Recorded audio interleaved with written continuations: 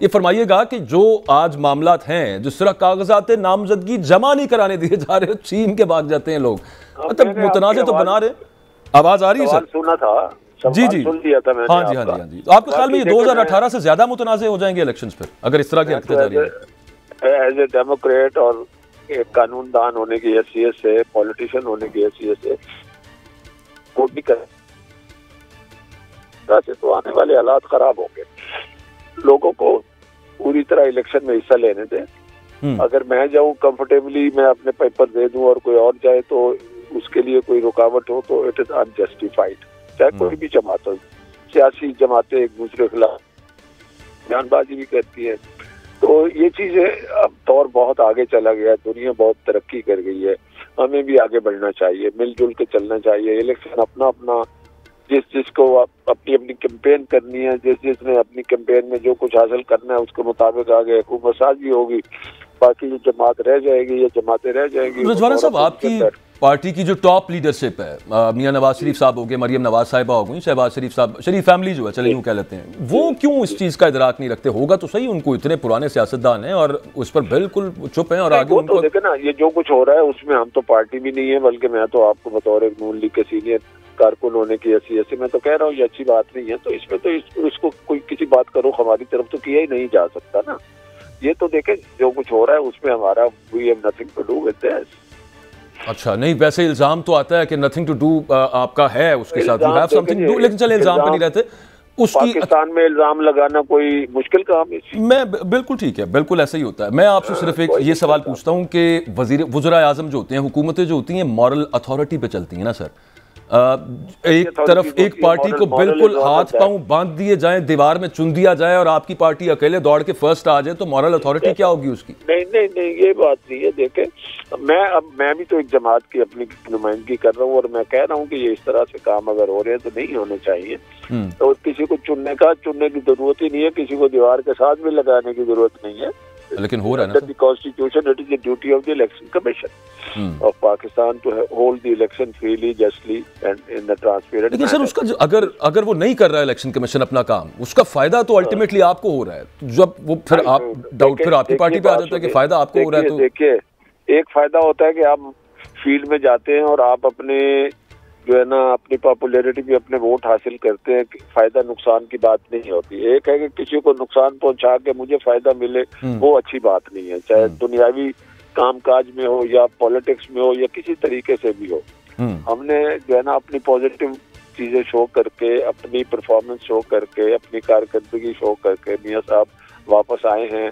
तो मैं तो कहता हूँ कि कंपैरेटिवली जितने भी अदवार पाकिस्तान में आए हैं उनमें कंपैरेटिवली जो है हमारा नून लीग का दौरे हुकूमत है, दौरे हुकूमत was better as compare to other governments. अच्छा, एक लास्ट चीज मैं आपको सुनवाना चाहता हूँ। मरियम औरंगजेब साहिबा ने आज प्रेस कॉन्फ्रेंस की, वो जरा दिखा दीजिए, आप सुन भी लीजिए, फिर मैं आपसे सवाल करता हूँ।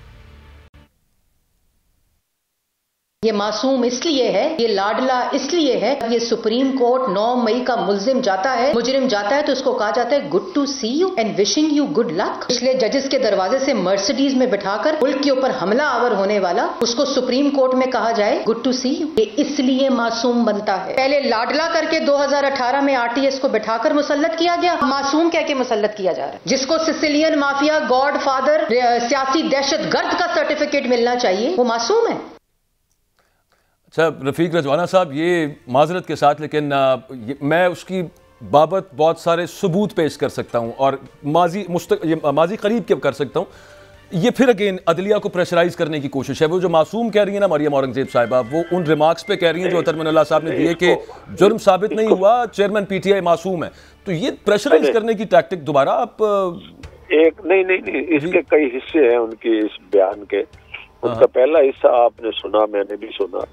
तो जो good to see you and all that और मर्सिडीज गाड़ी से आना जाना जो भी थे, उस वक्त भी यही महसूस होता था, he is being given special treatment as an accused. ठीक है, अब उस पर लीगली आप जाएं, किस तरह उनको बुलाया गया, फिर रेस्ट हाउस पे रखा गया और फिर कहा जी गिरफ्तारी गलत है, सारा कुछ चलो गुजर गई बात।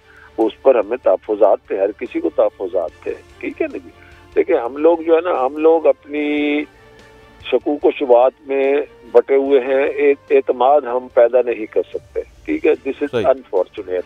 ठीक है, अपनी अनफॉर्चुनेट तो है सर, ये भी तो अनफॉर्चुनेट है ना कि अदलिया को दबाव में लाने की कोशिश की जाए। मरियम नवाज साहिबा नाम लेकर जजेस के जलसे करती रही हैं और ये भी 4-5 माह पुरानी बात है। अभी आपने मरियम औरंगजेब साहबा के बयान की बात की, जी जी जी, और जो कुछ 9 मई को हुआ है उसमें कह सकते हैं कि ये मासूम है। ये और बात है कहीं कोई ज्यादा तड़का लग गया हो तो मैं कुछ नहीं कहता, वरना 9 मई का जो वाकयात हुए हैं वो कोई ढकी छुपी बात है। चले ठीक है, अनफॉर्चुनेट है। तो इसलिए देखिए thank you very much sir, at least I mean आप यू कंसीडर्ड के अनफॉर्चुनेट तो है।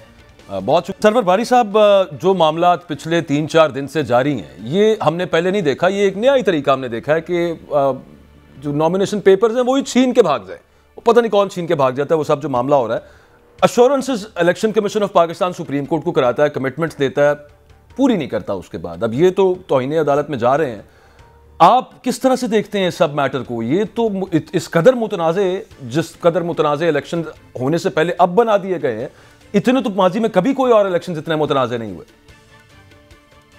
देखिए, बिल्कुल आप सही फरमा रहे हैं कि पाकिस्तान की तारीख में शायद ही कभी इस तरह का खिलवाड़ खेला गया हो, और सुप्रीम कोर्ट के नोटिस लेने के बावजूद, उनकी हदायत के बावजूद, इलेक्शन कमीशन के अपने बयानात को देख लें, पाकिस्तान का आइन देख लें, आर्टिकल 218 देखें, उसमें लिखा है कि इलेक्शन कमीशन की जिम्मेदारी है ऑनेस्टली, जस्टली, फेयरली और फ्रीली इलेक्शन करवाना, उसकी जिम्मेदारी है।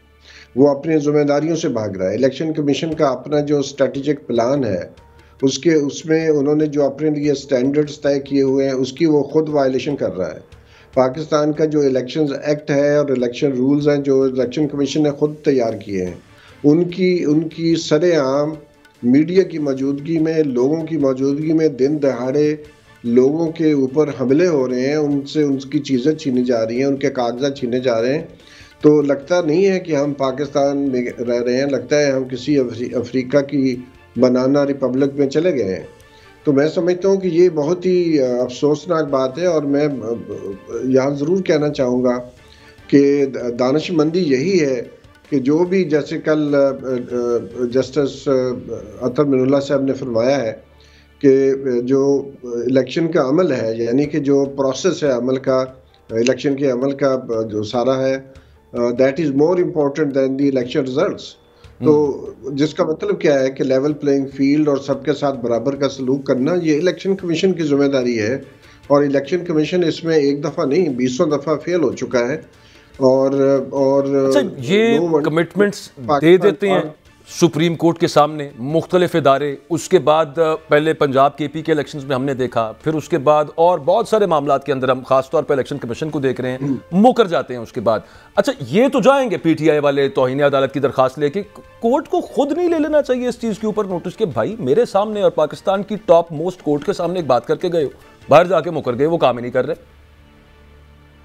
देखिए, मैं तो पाकिस्तान की आवाम को और पीटीआई के कारकुनों को और जो सबको सलाम पेश करता हूँ कि इन तमाम ज़्यादतियों की बावजूद और रियासत की नाकामी के बावजूद वो वायलेंट नहीं हो रहे। वो सारा जो जुल्म है, जो ज़्यादतियाँ हैं, उनको बहुत सब्र के साथ झेल रहे हैं, और जो एक कॉन्स्टिट्यूशनल पाथ है उसके ज़रिए वो अपनी ग्रीवेंसेस को हल करवाना चाह रहे हैं।